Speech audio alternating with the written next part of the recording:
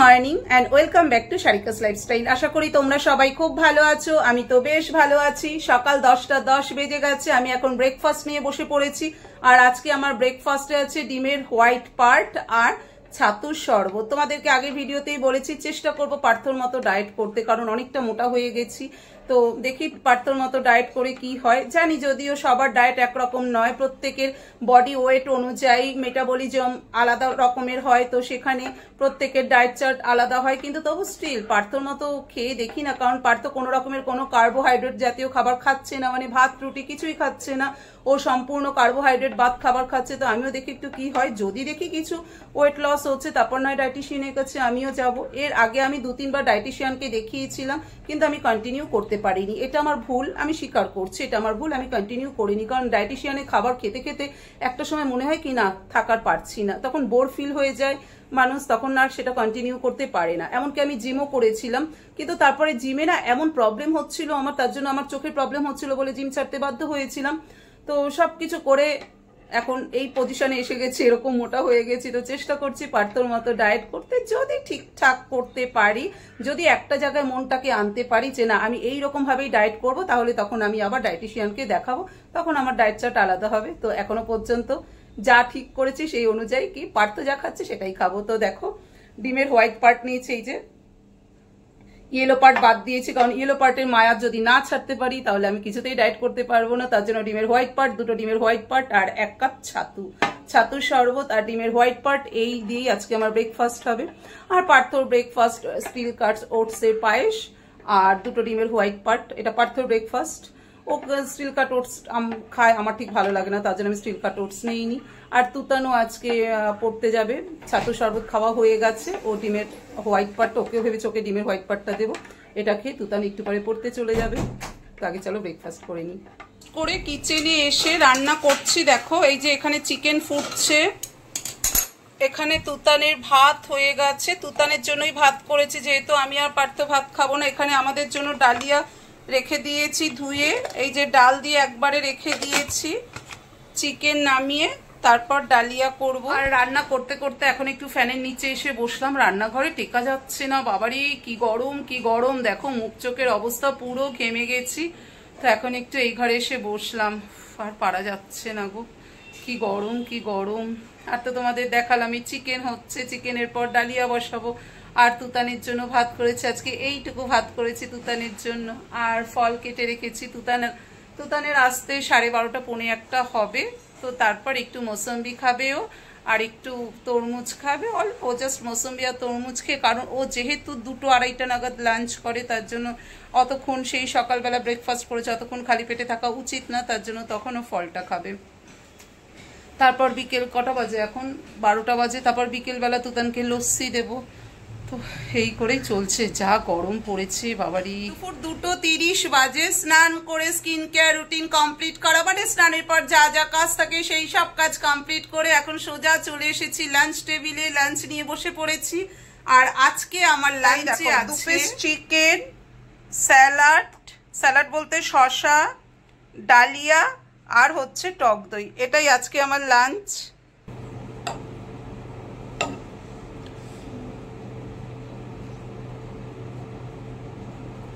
খারাপ লাগছে না, কিন্তু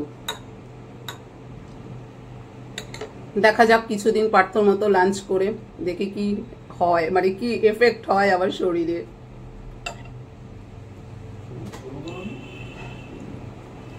আমি জানি এখনো অনেকে লাঞ্চ করতে বসোনি, তোমরাও বসে পড়ো লাঞ্চ করতে, বেশি দেরি করো না।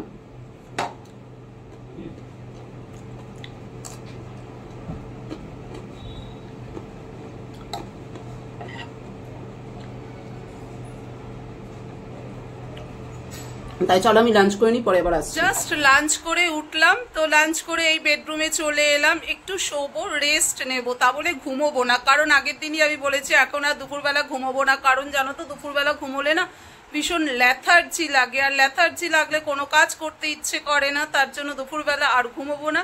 জাস্ট একটু এডিট করব বা একটু কারোর ভিডিও দেখবো, কিন্তু ঘুমোবো না, নিজেকে ব্যস্ত রাখবো কোনো কাজে। তো একটু রেস্ট নিতে বাজে, এখন ফল কেটে নিলাম, আপেল, মৌসম্বি আর আম, এই যে আপেল, মৌসম্বি আর আম কেটে নিলাম। এখন এই ফল খেতে হবে। পার্থকেও দিলাম, তুতানকেও দিলাম, এবার আমিও বসে খাবো। আজকে দুপুরবেলা ঘুমোইনি, শুয়ে শুয়ে ভিডিও দেখছিলাম। জানো দুপুরবেলা ঘুমোলে সত্যি ভীষণ ল্যাথার্জি চেপে ধরে গো। গুড ইভিনিং, এখন 7:25 বাজে। রেডি হয়ে গেছি, তিনজনে মিলে একটু বেরোবো। দেখো এই কুর্তিটা পরেছি, রেডি হয়ে গেছে। এখন যাচ্ছে একটু তিনজনে মিলে স্মার্ট বাজার যাব, কিছু কেনাকাটা করার আছে। তো এখন যেতে হবে স্মার্ট বাজার।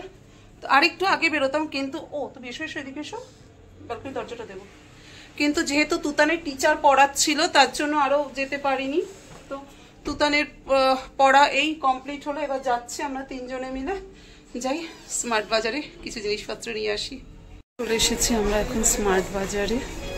এখন কিন্তু বেশ ভিড়, কারণ দিনের বেলা যেহেতু মানুষজন বেরোতে পারছে না, সন্ধেবেলায় বেরোতে হচ্ছে, কোনো উপায় নেই। তো তার জন্য এখন স্মার্ট বাজার কিন্তু বেশ ভিড়। জিনিসপত্র কেনা হয়ে গেছে, এখন বাইরে এসে চা খাচ্ছি, ঘাড়ের চা। এই যে ওই যে পার্থ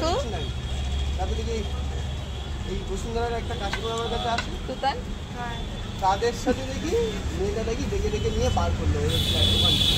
গরম যতই পড়ুক চা খেতে হবে, চা না খেলে হয় না।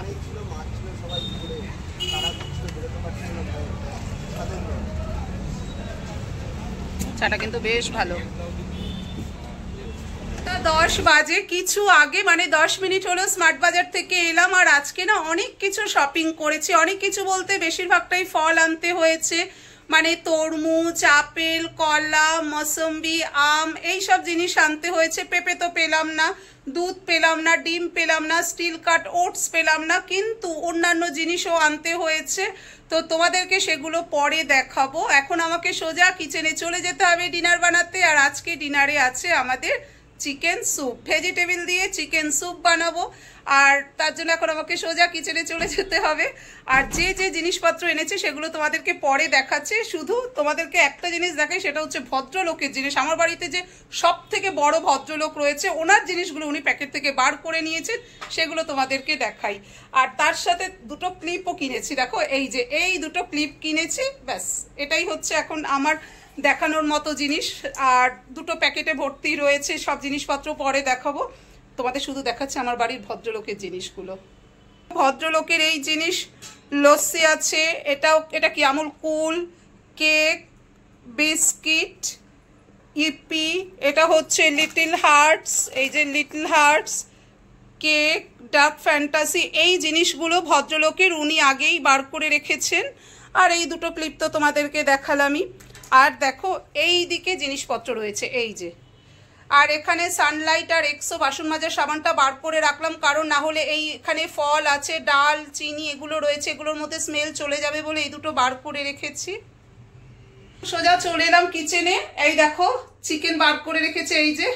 এখন চিকেন স্যুপ বানাবো উইথ ভেজিস দিয়ে। তো ভেজিটেবল গুলো এখন কাটতে হবে। আর এই যে দুটো দুধ নিয়ে এসেছি, এটা কিন্তু স্মার্ট বাজারে নয়, বাড়িতে এসে তারপর পার্থ আবার গেল, গিয়ে দুটো দুধ নিয়ে আসলো। এই দুটো দুধ ফুটিয়ে এখন দই বানাতে হবে, তার জন্য দুধ ফোটাতে হবে, প্রচুর কাজ আছে।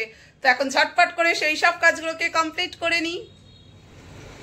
11টা বাজতে চললো, আমাদের সবার ডিনার হয়ে গেছে। ডিনারের পর কিচেনে যা কাজ থাকে সেই সব কাজ কমপ্লিট করলাম। পার্থর আমন্ড ভেজালাম, তারপর জিরে আর মেথির জল ভেজালাম, ভিজিয়ে আমার ব্রাশ করা হয়ে গেছে, ফেস ওয়াশ দিয়ে মুখ ধোয়া হয়ে গেছে, কিন্তু এখনো পর্যন্ত নাইট ক্রিম ইউজ করিনি।